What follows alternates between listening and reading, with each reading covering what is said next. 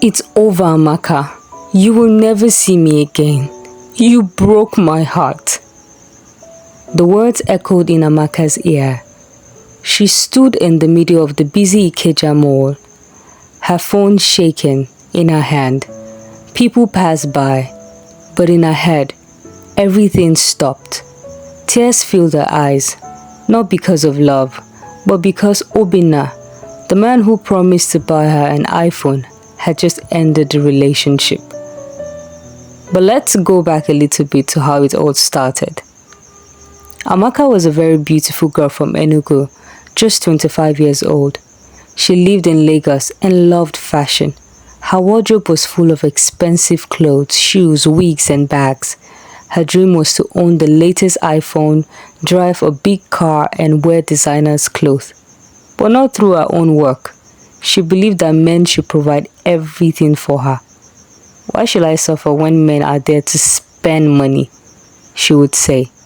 Her two close friends, Aisha and Tolu, always warned her, "Amaka, you can't build life like this."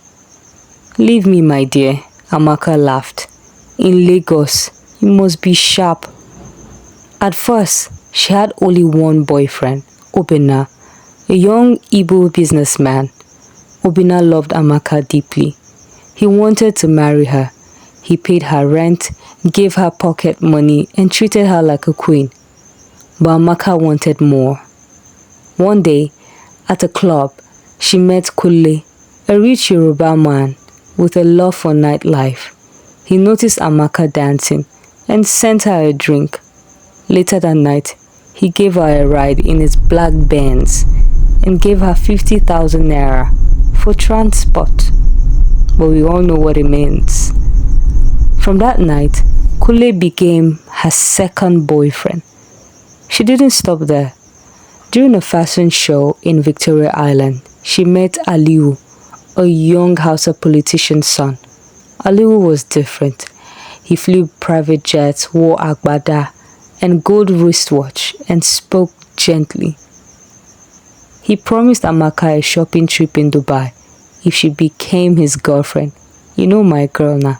Amaka smiled and accepted. Now she had 3 men in her life, and none of them knew about the others. She became a master planner. She used 3 phones, each with different SIM card. One for Obinna, one for Kule, one for Aliwu. Every week was carefully arranged. Mondays and Wednesdays for Obinna, dinner and sometimes movies. Fridays and Saturdays for Kule, clubbing and hotel stay. Sundays, or when Aliwu called, flight to Abuja, and a vacation in a fancy hotel. "I am living the dream," she would say to herself. She would lie easily. If Obinna asked, "Why didn't you pick my call?" she would reply, "I was at the salon doing my hair." If Kule asked, "Why didn't you reply my message?" she would say, "My battery died, darling." To Aliwu, "I had a long family meeting."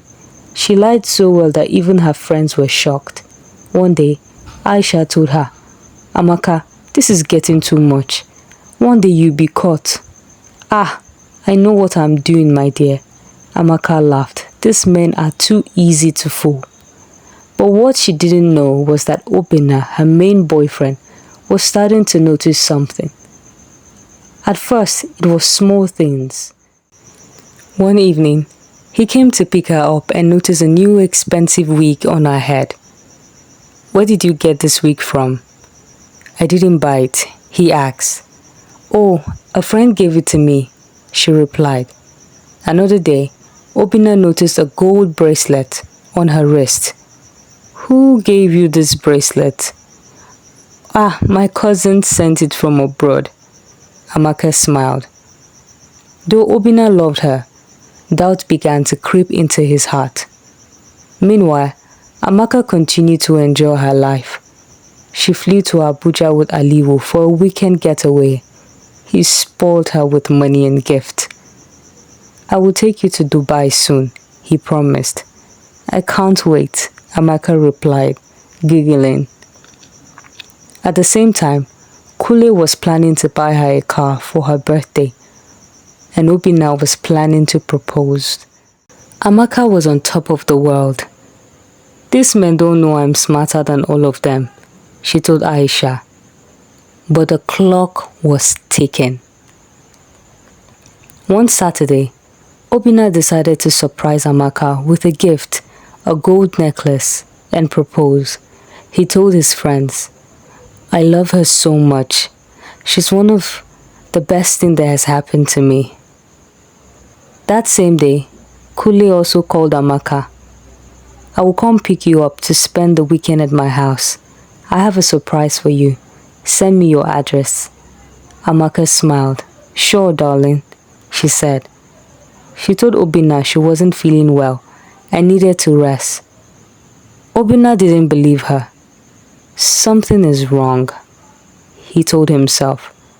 Later that afternoon, he drove past her street. He noticed a black Benz parked outside her house. His heart started pounding. "Let me wait," he thought. Soon, he saw Amaka stepping out in a long red dress, laughing and hugging Kule. They entered the car and drove off. Obinna felt the world was crashing on him. "I gave her everything. I loved her. And this is what she's doing." Tears well up in his eyes. He drove home in silence.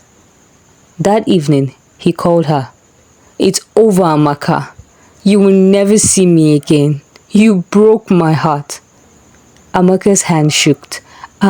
Obinna, wait, I can explain." But it was too late. She still continued her games, but trouble followed. One night, Kule found a message on her phone from Aliu, because she once gave Aliu 2 of her numbers. "Baby, when are you coming back to Abuja?" Kule became furious. "You liar! I thought I was the only one." He pushed her and walked out. Now, she was left with Aliu. But when she visited Abuja again, Aliu's sister Zainab confronted her. "You think you are smart? My brother is getting married next month. You were just for fun." When she confronted Aliu, he didn't deny it. "I used you for fun, Amaka. In fact, we both gained from each other. Just go back to Lagos. Don't spoil my marriage." Alone and heartbroken, Amaka returned to Lagos. No more gift, no more trips, no more love. She called Obinna. No answer. She called Kule. Blocked. Aliu gone. Her friends visited her. "We warned you," Tolu said. "What will I do now?" Amaka cried. "Change, Amaka. Learn to love yourself and work hard. You can't build a good life on lies." After losing everything, Amaka felt like the world had turned against her. She would sit alone in her small rented room, staring at her phone, hoping one of the men would call her again. But days turned into weeks. No calls, no texts, nothing. Her wardrobe was full of expensive clothes and shoes, but now she had no money to buy food. "How did I get here?" she asked herself. Was this all worth it? Her friend Aisha visited her again. "Amaka, you need to wake up. You can't keep crying." But Aisha, my life is finished." Amaka sobbed. "No, it's not. You still have your hands. You can walk. You can start fresh. But you must change your ways." At first, Amaka refused. She was too proud to work. "Me? Work in a shop? Never," she said. But hunger is a strong teacher. One day, she had no food left. The landlord knocked on her door. "Amaka, if you don't pay your rent this month, I will lock this room." Oh. Now she had no choice. Amaka went to her mother's house in Enugu to think. Her mother welcomed her, but was also sad.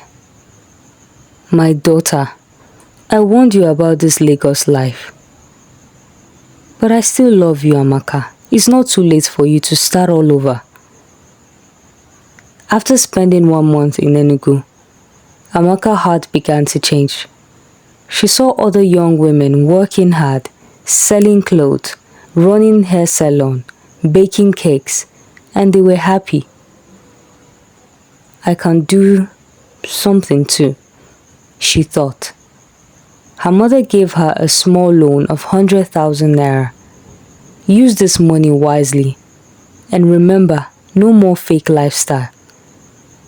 With this money, Amaka returned to Lagos with a new mindset.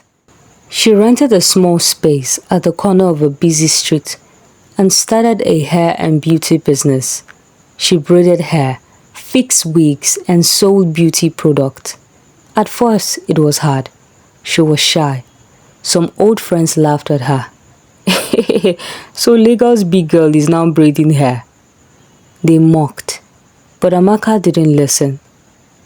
This time, I will build my life the right way, she told herself. Slowly, customers came. One happy customer told another. In 6 months, her little shop became popular. She earned enough to buy her own small generator and even saved a little. One sunny afternoon, while braiding a young girl's hair, she heard a voice at the door. Amaka. She looked up. It was Obinna. Her heart skipped a beat. Obinna. Obinna smiled gently. I heard you started your own business. I'm proud of you. Amaka felt tears in her eyes. Obinna, I am sorry for all I did. I was foolish. I was greedy. Please forgive me. Obinna nodded. I forgive you long ago. But I had to move on. I'm engaged now. Amaka smiled through her tears. I'm happy for you. You truly deserve someone better. Thank you for loving me when I didn't know how to love myself. They shook hands. Obinna left with a smile. Amaka felt free for the first time in a long time. Her heart was at peace. Later that evening, a little girl who often came to her shop asked, Auntie Amaka, why are you looking sad? Amaka looked at the girl and smiled.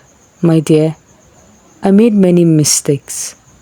I used people because I loved money too much, but life taught me a hard lesson. Now I know that true happiness comes from hard work, honesty, and loving yourself. She hugged the little girl and continued her work. From that day, Amaka decided to also help other young girls. She started teaching them hair making and beauty skills for free. If I can stop just one girl from making my mistakes, then my story will not be wasted, she said. Moral lesson: using people and chasing money will only bring pain. Build your life on honesty, hard work, and love.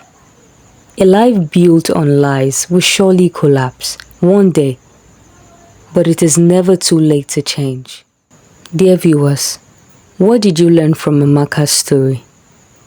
If you are living life like Amaka used to, it's not too late to change. Start today. Choose honesty, work hard, and remember, true happiness comes from within. If you enjoyed this story, please like, share, and subscribe for more life-changing stories. Bye-bye.